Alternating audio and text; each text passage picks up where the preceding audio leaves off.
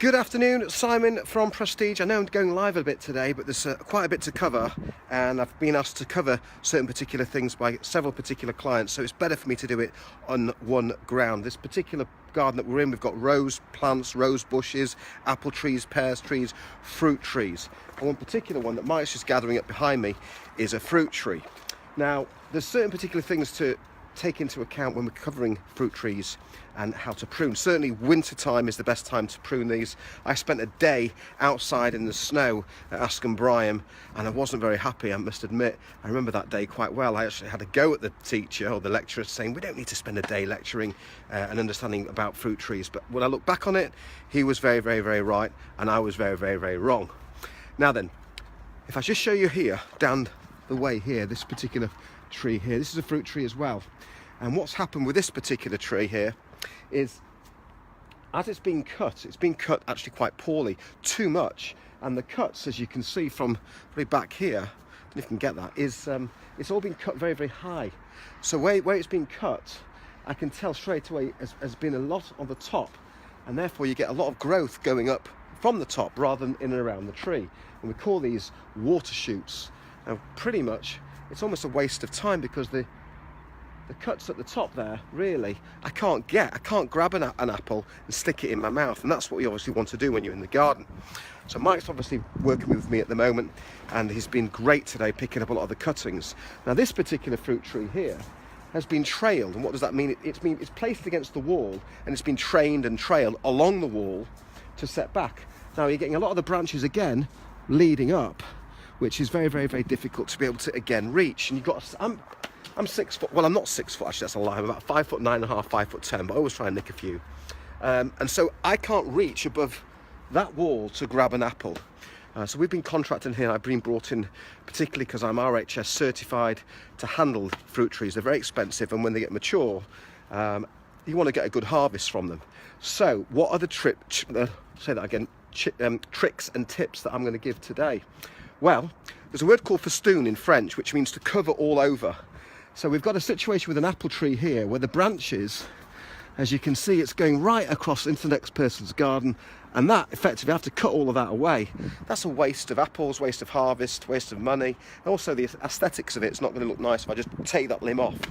So trees, fruit trees, basically, they don't really like any more than 30% of cuts to be taken from them because they stress them out. When you're obviously cutting a fruit tree, air circulation is most important. So in the centre of the tree, both obviously on one that's obviously against the wall and certainly one that's in the back of the garden, you want to have air circulation. Without the air, you're just going to have a really poor harvest.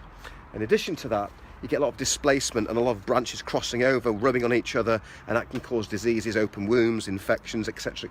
So I've made quite a lot of incisions and made some cuts quite cleanly, but then I basically decided to give this client a very nice treat, and that is that I've done a festoon. So what I've done in 3 particular ways is, on the first one I've used some string. I don't know if you can pick this up on the camera. I've used some string and I've tied some string to the actual branches and bent them back. You can do that in the winter when you're getting some of the shoots coming through, because there's a lot of water within them and you can bend them. They're very pliable. So I've effectively connected some of the string to the branches and then taken it to one of the leading arms. In addition, I've done that again with some plastic tags that you can get from Homebase, and also I've used some green garden wire, and effectively these branches here were way over there. So we're going to do that again on these. And I'll show you how simple it is to do. Mike, can you just grab this camera very quickly, sir? Thank you. You can have a chat with them whilst you can turn the camera on you whilst I'm doing this. You can tell them a story or two. Tell them a story, right? Yeah. Hang on a second. So let's have a look. So we've got these here. Just go back a second, Mike. So if you can go back a second so they can see. A bit further back. There you go. There we go. Right. So there you go. That's one. That's two. No, that's not sure that's gonna. I'm not gonna. If you snap them, don't worry. Oh, there you go, beautiful. So now I've got the 3. Bit of wire. I'm just going to literally try and tie that very gently with my wire.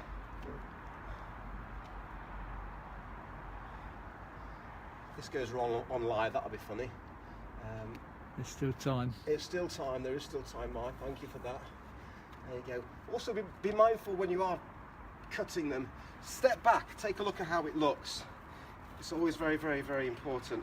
So there you go, so literally we've now saved 3 branches. Effectively speaking,